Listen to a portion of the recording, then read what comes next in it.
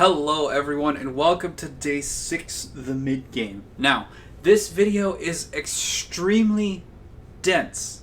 I warn you, it is the last ones I've tried to keep it simple, but this one I didn't see a way to keep it simple.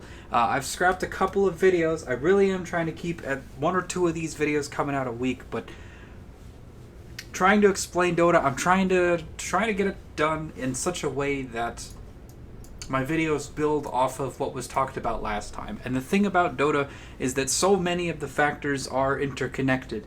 If you're ahead, you do this. If you're behind, you do that. If your hero is X, then you do Y, and so on and so forth. So many of these things are built off of what just happened in Dota. If you wipe the enemy team, you take objectives. But which objective do you take?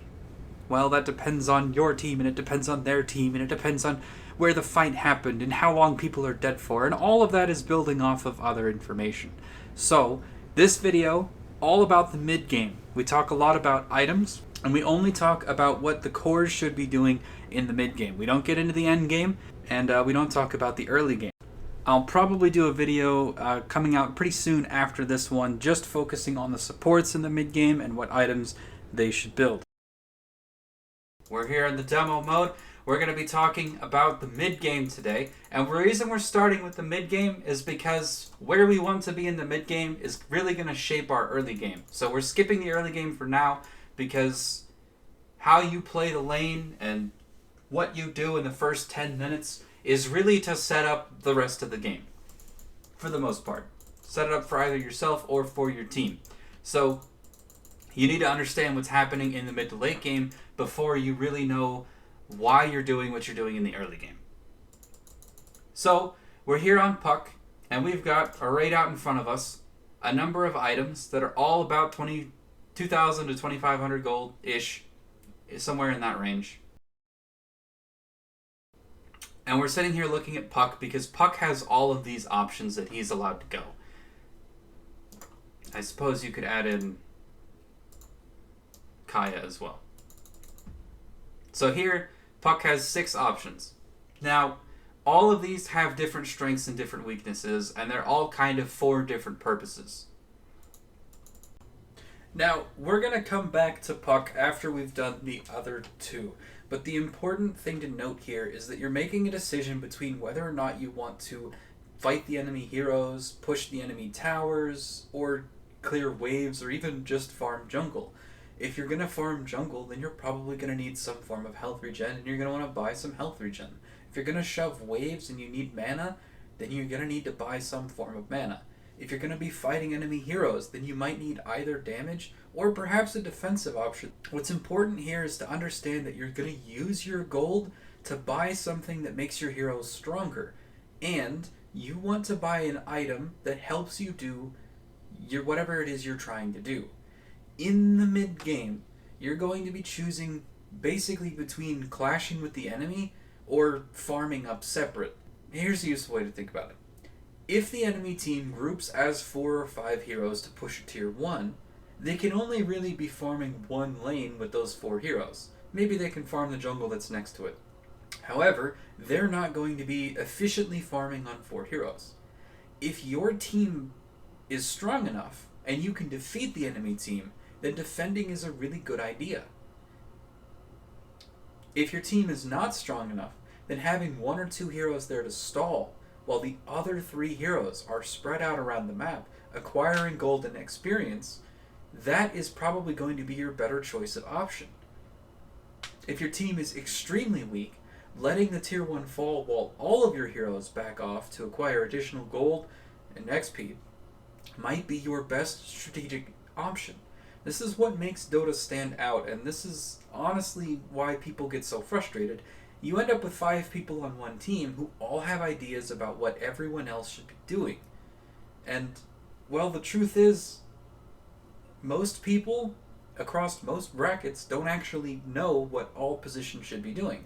Most people specialize, and they don't fully understand the priorities of their teammates. So it's important to just remember that you're going to have to develop your own game sense and your own knowledge as to what items your hero can buy and then how you should play in the match that you're in.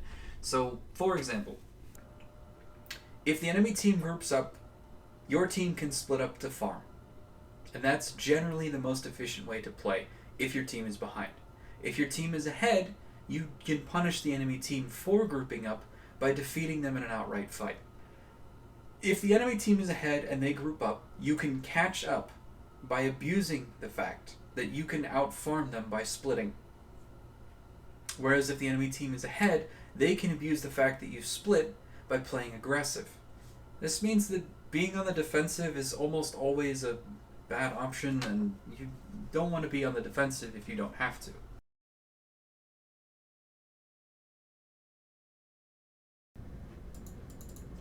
Alright, so, really quick, let's start with the position 3. I've switched over to my boy Mars because I think this is the best hero to learn position 3 on right now. I think he is insanely strong, he can play most lanes, and he has several options when it comes to the early and mid game. In a game that's close, you're going to be limited on gold. So, let's look at the setup that we have right here. This is pretty typical Mars setup, pretty durable, got some armor, standard items for Mars. You'll see stuff like this almost every game. Phase boots, 1500 gold, magic wand, 450. That brings us up to about 2k. Each bracer is 500, so we're at 3k, and then soul ring sitting at 700 gold. So 3,700 gold. If we have to defend tier 1 towers or take dangerous farm, we can do that with this build and this item setup. Our items enable us to be durable, we have mana, we have our spells, we can defend towers with this setup on Mars. Now, with Mars we have a couple of different options. We can either A, push tier 1s, B, gank enemy heroes, C, defend our tier 1s, D, walk aggressively with our supports to ward or de-ward, or E, take dangerous farm because we can't do any of the other things. Those are the priorities for any position 3 once the mid game has started. It's really important to understand that your job as the position 3 is primarily as the space maker. Some people think he's purely an initiator, but that's not really the case. Every hero in Dota 2 has their own kit that makes them better or worse at starting fights or following one up or pushing towers. So you're going to want to play to your hero's strengths, but just remember what the role is supposed to do. But really, when it comes down to the position 3, what you need to do is just remember that it's your job to start a fight. Whether you're a Death Prophet who ults and stands in front of a tower and says, fight me or lose this tower, or whether you're a Mars who blinks in and ulties someone with BKB and just forces them to fight or lose their teammate, it doesn't really matter. What matters more is that you stay in that initiator role. If your carry loses an initiator, it doesn't matter how farmed they get if they never get the chance to take a good fight. Same thing for your mid, same thing for your supports. They can't support someone who doesn't have a chance to play. So, remember, your job is to start the fight, and it's better that you die than the position 1 or 2 dies. Remember that.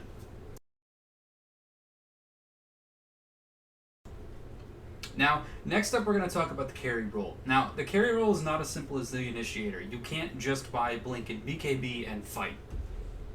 You need to make a decision between farming items, and then you need to make a decision as to what core items you absolutely have to have in order to beat the enemy team. Then you need to decide what order you're going to buy those items in, and you also need to watch team fights to make the decision as to whether or not you're going to join them. So, depending on the hero, you'll farm faster or slower, and some heroes have sort of predetermined stuff, but some heroes really don't. Let's take a look at Juggernaut. Has a couple of choices to make early game. The first choice that he has to make is between these two items. Now, Maelstrom is 2,700 gold, while Battle Fury is 4,100. So the difference between these items is about 1,400 gold. Yeah, not actually that ridiculous a gold gap. 1,400 gold is not too much. But Battle Fury is first off, it's health and mana regeneration, so it's a sustain item. And with the cleave, it is a faster farming item than Maelstrom. If you have to farm a lot of items in a game as Juggernaut, Battle Fury is definitely a way to go. Maelstrom, on the other hand, Juggernaut has naturally low attack speed. Maelstrom is slightly higher single target damage than Battle Fury when you first get it, and it's substantially cheaper. So, if you had to fight early, or if you're not going to have very much time to farm, or perhaps if you don't need very many items versus the team that you're facing, Maelstrom is also a perfectly valid option. The other choice that Juggernaut gets to make is between 3 pairs of boots. He can go Boots of Travel, he can go Phase Boots, and he can go Power Treads. Now, Power Treads is going to be the highest DPS. Phase Boots is a really nice balance that helps him enable spin. And Boots of Travel is going to help him get to farther out waves and apply pressure as well as move around the map much faster than either of the other pairs of boots. Now he's going to make this decision based on whether or not he's trying to apply lane pressure or just farm jungle.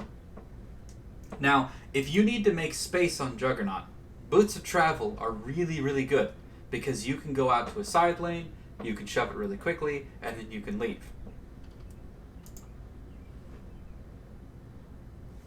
I know that's useful. So, the main decision that you're making as a carry is going to be, do I need to shove lanes? Yes or no? What is my first farming item? Yes or no? And then what do I need after that?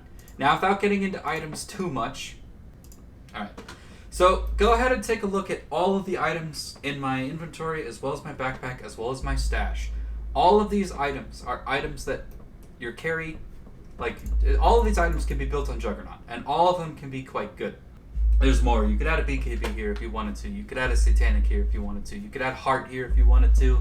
I've even seen some Radiance Jug play be pretty good. But the point is, your job as the carry is to figure out which items you actually need in order to fight the enemy team, as well as which order in which you should build them. Building them in the wrong order can easily put you in a position where you just farm inefficiently. For example, damage items are going to increase the speed at which you kill creeps, and mobility items are going to reduce your travel time. These two items will both increase your farm speed, whereas something like a defensive item does not increase your farm speed, nor does it increase your mobility. However, maybe a defensive item lets you go take farm that's more dangerous, and then it enables you to take more dangerous farm. Now, there are some items that fall into all of the above categories, namely something like Mantis Style. It can be used to purge, to scout, to farm far out camps, and other stuff. Honestly, Mantis Style has so many uses and so many tricks, I might even do an entire video just on how to use Mantis Style, because most people... I don't think I've ever encountered someone who actually uses Mantis Style for everything that it can be done in one match. But Mantis Style aside, the objective of the carry is to build the correct items in the correct order. And the order in which you build these items might determine how quickly you acquire gold, which will definitely determine how fast you acquire the rest of the items that you need. Given that you might need a BKB, an MKB, and a Mantis Style, if you go for a Maelstrom first and have a lower GPM than a Battle Fury, you are delaying your late game for the sake of immediate fight potential on the carry. Remember, you are your team's late game insurance, so only do this when you have to. Now, your objective as a carry is worth covering really quick. You need to farm without dying. You have to keep farming, you're not allowed to die. That's basically your objective. Now, if you want to stop the enemy team from being aggressive, you should try shoving all of the lanes.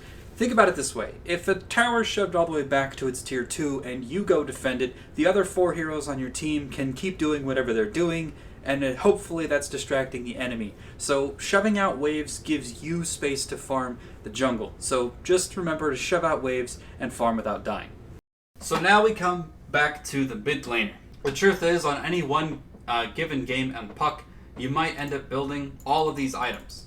So, the mid faces a very similar problem to the carry, only the difference is that the mid needs to be able to either kill heroes or kill towers, preferably whichever one your offlaner and supports cannot do. Now, if you take a look at my inventory, the reason that I've gone with these items is because this is an entirely viable late game puck build that you might actually see when you play with a decent puck player. The question of which item do I build first is really hard to answer when you might want to build every single one of them. After the laning phase, the mid game comes around, and as the mid, you're going to need to be able to shove out lanes when lane shoving is the right thing to do. You're going to need to be able to push tier 1s when pushing tier 1s is the right thing to do. And you're going to need to be able to defend your own tier 1s as well as respond to enemy aggression or even set up your own team's aggression if and when those are the right things to do. So it's very important that you spend your gold wisely. By rushing these items, sure, I have an absolute tremendous amount of damage potential. However, I don't have very much sustain, and I don't have any defensive options. If the enemy team has an Orchid on someone, I'm dead. If the enemy team has silences in their kits and they land them on me, I'm dead. Or, if the enemy team just lands a stun on me, I'm easily dead. And then all of these items don't really mean anything because my hero is dead. The strength of your hero does not matter when your hero is dead. So, if I were to change my build up just a little bit, say drop some damage, pick up a Yules, now all of a sudden I have the ability to purge myself. I have the ability to play aggressive with my Witchblade.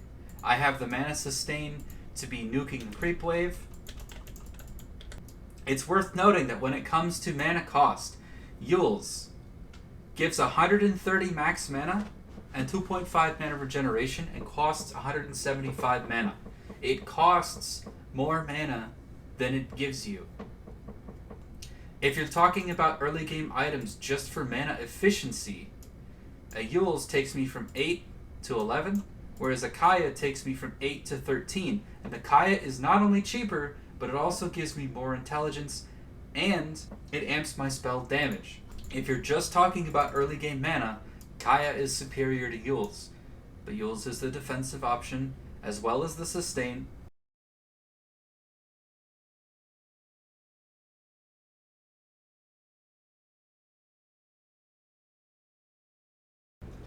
Okay, so with all of this talk about items, we haven't even covered the shop.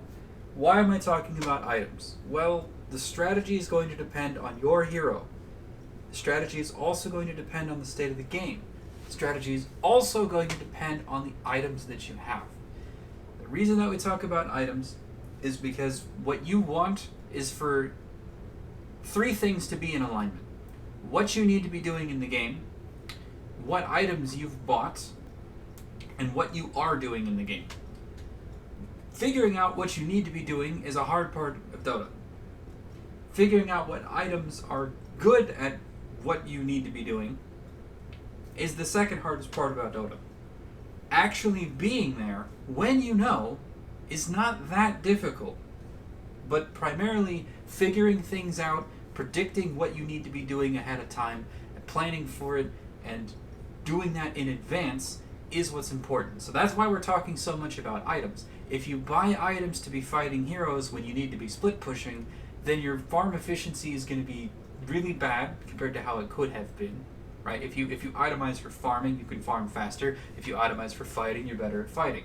If you zig when you should have zagged, you're going to end up being really inefficient, and that might be the entire reason that you lose. To expand on that just a second, sometimes games do come down to which team farmed and played more efficiently. So efficiency is important. It determines who is actually stronger.